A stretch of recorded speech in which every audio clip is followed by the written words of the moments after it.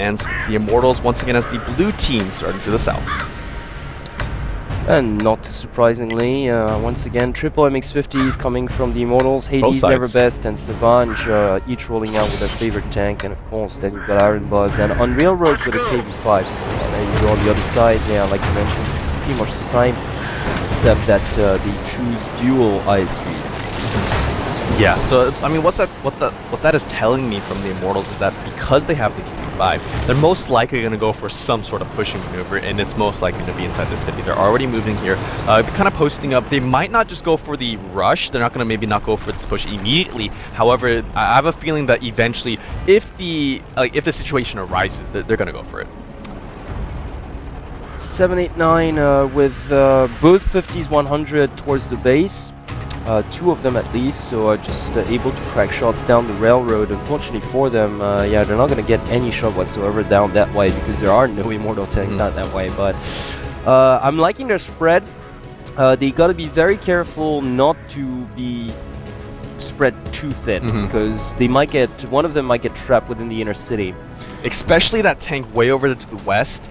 If the Immortals go for the push kind of up straight from exactly where they are, you can't see it on your screen right now, but if they continue up north, they will be able to spot that tank over there, and they might actually just be able to trap him. They do have to watch out for a flanking maneuver coming from the railroad, though, where they are right now. The Immortals are not just almighty as of yet. You know, I mean, Iron Buzz obviously with a nice bit of positioning. Savange dodging a shell here already.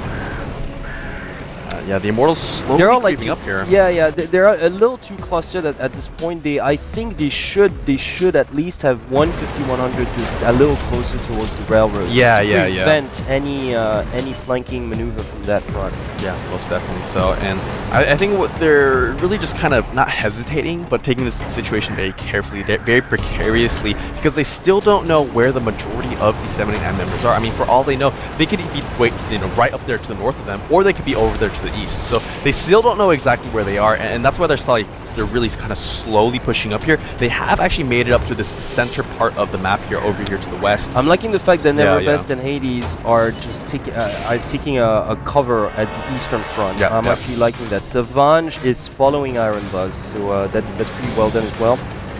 Yeah, Hugo Strange actually being spotted. So now Unreal Rogue is trying to get into a better positioning just to maybe cover his team if they do go for this push here. Yeah, look at Sniper Elite though, already kind of waiting for Unreal Rogue to come out. He had his of that gun like straight. Yeah. Oh, nice shot, but through the window though.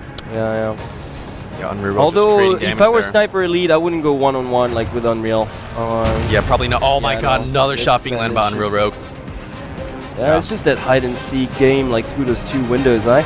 Yeah, actually very well played by Unreal Rogue, actually. Yeah, really. He's got the bulkier tank, but because of the elevation, except for his turret, he's quite safe. Actually. Yeah, and actually, as long as he keeps that center turret in between these two windows, he's he fine. Should be fine. Actually, it's nullifying the advantage that the IS-3 has in such setting. That's very well done by Unreal. Yeah, definitely. So here, Unreal maybe gonna go for another shot, but he shouldn't. He shouldn't. That would be greed. Yeah, the other members on 789 are most likely ready to fire on him the second he comes out of cover here. Exactly. So that would be greed. He's not trapped, but he should stay put. Or at least wait for his team to either cover him or go Iron for Buzz a push is coming for support as we speak, so he really should wait, and he's being smart, just waiting, because Iron Buzz now will be able to crack shots too. Oh, barely missing. So the other Immortal members, slightly repositioning here. Unreal Rogue still in the same positioning.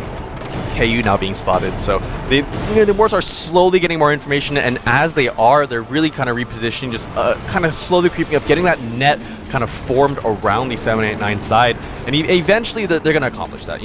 We almost never see the Immortals kind of fail this initial kind of spreading out maneuver, and then once they do spread out, it's only a matter of time really before they just close in for the kill. So well, yeah, once they get out of car, they just have to be careful not to suffer too much damage as they come out guns blazing. But so far the advantage has to go on them. Sniper Lead is almost down to half a points already. I'd say about 60% left.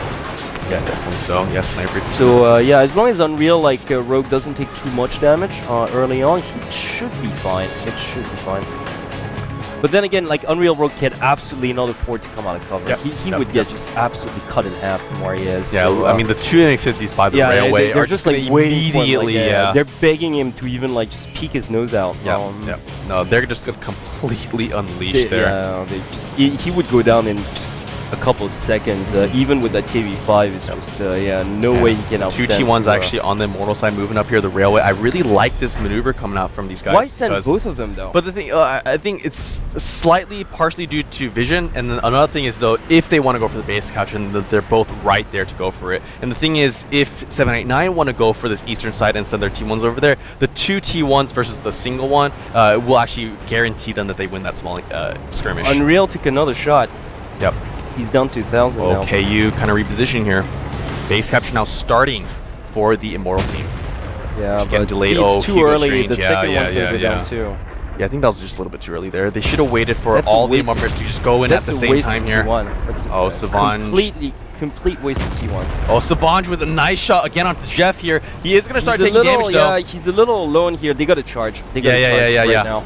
Yeah, they're going for the 3-2 split right now. Hades and the other tank right behind are going to 2v1, or at least try to 2v1 Superman here. The other three are going to have a 3v3 engagement on the towards the railway area of the map. Sniper Elite there. Superman's going to go down. Yes, Superman's... Oh, I actually managed to stay alive long enough for Savange to go down there. Brilliantly played by Superman here. He does trade his life for that kill though, and Superman also. Yeah, both Sniper Elite and Superman falling about at the same time here. Pretty big advantage going. KU's gonna go down too. Yeah, KU. Yeah, one more shot will take him down here. Iron Buzz. Oh. Yeah, all KU can hope to do is just unleash as many shots as he can before he goes down, but he does not able to. Yeah, he does go down, and this is gonna be a victory. Yeah, Kieran's reloading at this point too, and Unreal Rogue is still alive. 73 health, man. Do you believe it? He's still alive. Yeah. Amazing. I think the Immortals are like probably the best team to keep those like extremely low tank health, low hit point tanks. Yeah.